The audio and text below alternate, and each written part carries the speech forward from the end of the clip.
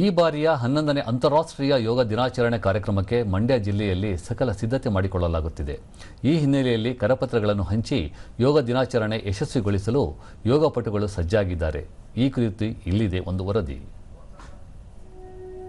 June 21ರಂದು ಅಂತಾರಾಷ್ಟ್ರೀಯ ಯೋಗ ದಿನಾಚರಣೆ ನಡೆಯಲಿದ್ದು, ಈ ಕಾರ್ಯಕ್ರಮವನ್ನು ಯಶಸ್ವಿಗೊಳಿಸುವ ನಿಟ್ಟಿನಲ್ಲಿ ಯೋಗಪಟುಗಳು ವಿವಿಧ ಆಸನಗಳ ಪೂರ್ವಾಭ್ಯಾಸದಲ್ಲಿ ನಿರತರಾಗಿದ್ದಾರೆ.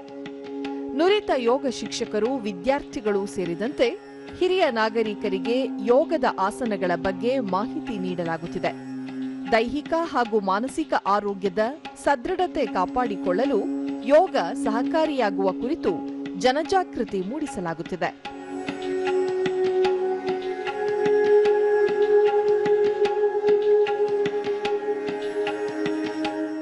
ದೂರದರ್ಶನದೊಂದಿಗೆ ಯೋಗಪಟು ಶಿವಲಿಂಗೇಗೌಡ, ಕಳೆದ 18 ವರ್ಷಗಳಿಂದ ಯೋಗಾಭ್ಯಾಸದಲ್ಲಿ ತೊಡಗಿದ್ದೇನೆ.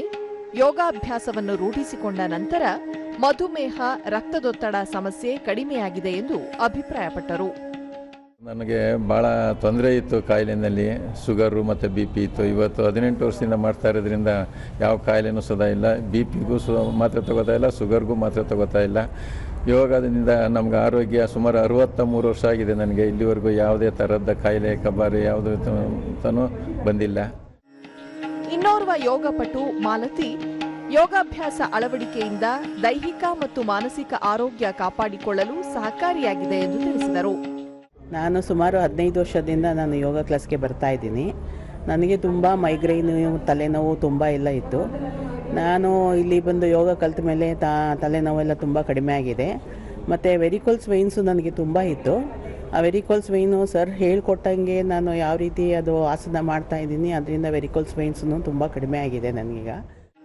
ವಿದ್ಯಾರ್ಥಿ ಹಿತೇಶ್ ರಾಜ್, ಉತ್ತಮ ಆರೋಗ್ಯ ಕಾಪಾಡಿಕೊಳ್ಳುವ ನಿಟ್ಟಿನಲ್ಲಿ ಯೋಗಾಭ್ಯಾಸದಲ್ಲಿ ತೊಡಗಿಸಿಕೊಂಡಿದ್ದೇನೆ.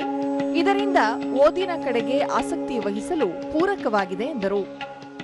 ನನಗೆ ಲೆಗ್ಗಳು ತುಂಬ ಫ್ರ್ಯಾಕ್ಚರ್ ಆಗಿ 3 ಸತಿ ಫ್ರ್ಯಾಕ್ಚರ್ ಆಗಿದೆ. ಅದರಿಂದ ನನಗೆ ಯೋಗ ಮಾಡಿದಾಗ ಸ್ವಲ್ಪ ನಡೆಯೋಕ್ಕೆಲ್ಲ ಆಗುತ್ತೆ. ಆಮೇಲೆ ಸ್ಟಡಿ ಕಾನ್ಸಂಟ್ರೇಷನ್ ತುಂಬ ಚೆನ್ನಾಗಿ ಮಾಡ್ತೀನಿ. ಆಮೇಲೆ ಮೊಬೈಲೆಲ್ಲ ಅವಾಯ್ಡ್ ಮಾಡ್ತೀನಿ. ಯೋಗ ಗುರು ಬಾಲಕೃಷ್ಣ ಕಳೆದ 42 ವರ್ಷಗಳಿಂದ ಯೋಗಾಭ್ಯಾಸದಲ್ಲಿ ನಿರತವಾಗಿದ್ದು, ಈ ಬಾರಿಯ 11ನೇ ಅಂತಾರಾಷ್ಟ್ರೀಯ ಯೋಗ ದಿನಾಚರಣೆಗೆ ಜಿಲ್ಲೆಯಾದ್ಯಂತ ಸಕಲ ಸಿದ್ಧತೆಗಳು ನಡೆಯುತ್ತಿವೆ. ಜೊತೆಗೆ ಹಲವು ಮಂದಿಗೆ ಯೋಗಾಭ್ಯಾಸ ಕುರಿತು ತರಬೇತಿ ನೀಡಲಾಗುತ್ತಿದೆ ಎಂದು ಹೇಳಿದರು.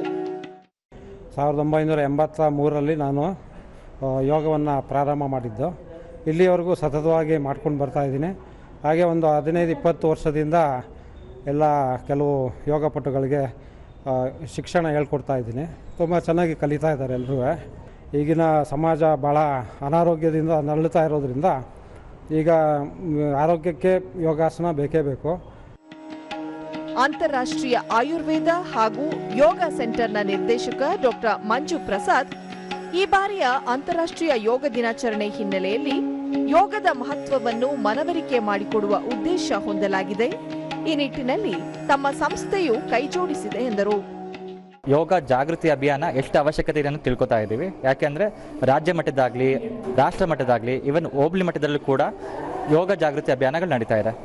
ಆಯುಷ್ ಇಲಾಖೆ, ಕರ್ನಾಟಕ ಸರ್ಕಾರ ಜೊತೆಗೆ ಸಂಘ ಸಂಸ್ಥೆಗಳಾದ ಒಂದೇ ವೆಲ್ನೆಸ್ ಹಾಗೂ ಇತರ ಸಂಸ್ಥೆಗಳು ಕೂಡ ನಾವು ಯೋಗ ಜಾಗೃತಿ ಅಭಿಯಾನ ಜೊತೆ ಕೈ ಜೋಡಿಸಿ ಆರೋಗ್ಯಕರ ಸಮಾಜಕ್ಕಾಗಿ ಒತ್ತು ಕೊಡುತ್ತಿದ್ದೇವೆ. ಕರ್ನಾಟಕ ಸಂಸ್ಕೃತ ವಿಶ್ವವಿದ್ಯಾಲಯದ ಕುಲಪತಿ ಡಾಕ್ಟರ್ ಅಹಲ್ಯ, ಆಯುರ್ವೇದ, ಯೋಗ, ವಾಸ್ತು, ಜ್ಯೋತಿಷ್ಯ ಶಾಸ್ತ್ರ ಕುರಿತು ವಿಶ್ವವಿದ್ಯಾಲಯ ಹಲವು ಮಾದರಿಯಲ್ಲಿ ಶಿಕ್ಷಣ ನೀಡುತ್ತಾ ಬಂದಿದೆ. ಈ ನಿಟ್ಟಿನಲ್ಲಿ ಸಮಾಜದ ಸ್ವಾಸ್ಥ್ಯ ಕಾಪಾಡುವ ನಿಟ್ಟಿನಲ್ಲಿ ಯೋಗ ಅತ್ಯಂತ ಮಹತ್ವದ್ದು ಎಂದು ತಿಳಿಸಿದರು. ಒನ್ ಅರ್ತ್ ಒನ್ ಹೆಲ್ತ್ ಇವತ್ತು ಈ ಸಲದ ಥೀಮ್ ಆಗಿದೆ. ಹೋಲಿಸ್ಟಿಕ್ ಹೆಲ್ತ್, ಒನ್ ಹೆಲ್ತ್, ಎಲ್ಲ ರೀತಿಯ ಸಮಗ್ರವಾಗಿ ದೈಹಿಕ, ಮಾನಸಿಕವಾಗಿ, ಆಧ್ಯಾತ್ಮಿಕವಾಗಿ ನಾವು ಆರೋಗ್ಯವಂತರಾಗಿರಬೇಕು. ಜೊತೆಗೆ ಸಾಮಾಜಿಕ ಆರೋಗ್ಯ ಅತ್ಯಂತ ಮುಖ್ಯ. ಸೋಷಿಯಲ್ ಹೆಲ್ತ್ ಅಂತೀವಿ. ಒಂಟಿತನ ಇವತ್ತು ನಮ್ಮನ್ನು ಕಾಡ್ತಾ ಇರೋ ಅತ್ಯಂತ ದೊಡ್ಡ ತೊಂದರೆ. ಅದನ್ನು ಮೀರಿ ನಿಲ್ಲಕ್ಕೆ ಸಹಾಯ ಆಗೋದು ಯೋಗ. ಜಿಲ್ಲಾ ಆಯುಷ್ ಅಧಿಕಾರಿ ಡಾಕ್ಟರ್ ಪುಷ್ಪಾ, ಅಂತಾರಾಷ್ಟ್ರೀಯ ಯೋಗ ದಿನಾಚರಣೆಯನ್ನು ಮಂಡ್ಯ ಜಿಲ್ಲೆಯಲ್ಲಿ ಯಶಸ್ವಿಯಾಗಿ ಆಯೋಜಿಸಲು ಎಲ್ಲ ಸಿದ್ಧತೆಗಳನ್ನು ಮಾಡಿಕೊಳ್ಳಲಾಗಿದೆ. ಸುಮಾರು 5,000 ಯೋಗಾಸಕ್ತರು ಯೋಗ ದಿನಾಚರಣೆಯಲ್ಲಿ ಭಾಗಿಯಾಗುವ ನಿರೀಕ್ಷೆ ಇದೆ ಎಂದರು. ಯೋಗ ಹರಿತ್ ಅಂದರೆ ಹಸಿರು ಯೋಗ, ಇದರಲ್ಲಿ ಸಸ್ಯಗಳನ್ನು ನೆಟ್ಟು ಮತ್ತು ಯೋಗ ಮಾಡಿ ಸಸ್ಯ ನೆಡ ಅಂಥದ್ದಿದೆ.